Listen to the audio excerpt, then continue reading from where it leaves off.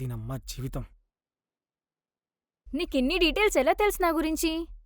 చెప్పాను కదా 5th class నుంచి గణేష్ నగర్లో నేను ఫాలో అవుతున్న విషయం. నిజమా? ఓయ్ ఆపింకా, వీడిపై ప్రాంక్ చేయమంటే దీనిపై చేస్తున్నావా నువ్వు?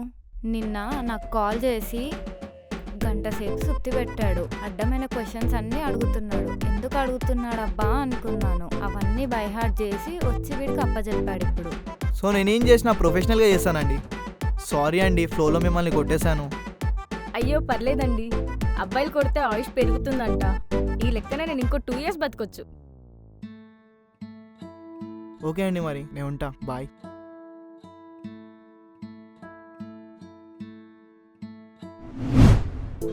అరే ప్రాంక్ ఈసారి మస్త్ దియాలరా. ఎరగదిద్దాం గానీ రేయ్, హెయిర్కి వైట్ కలర్ వేపిద్దాం అనుకుంటున్నారా? ఎలా ఉంటది? ముళ్ళ పందిలా ఉంటుందిరా. ముల్ల పందా? హాయ్ మామా. హాయ్ మామా. ఏంటి మామా టిప్ టాప్ రెడీ అయ్యి ఎక్కడికి వెళ్తున్నావు? అదే మామ, హాస్పిటల్లో పార్ట్ టైం జాబ్ చేస్తున్నాను కదా, అటే పోతున్నా.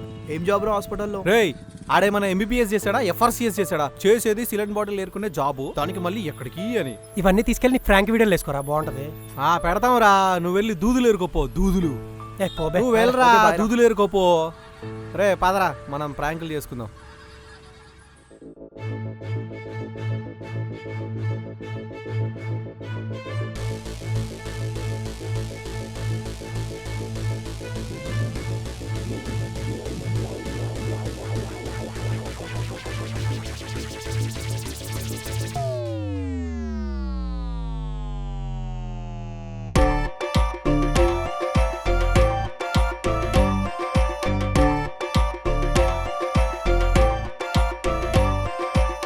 దీనమ్మ గ్యాస్ ఇప్పుడే అయిపోవాలా?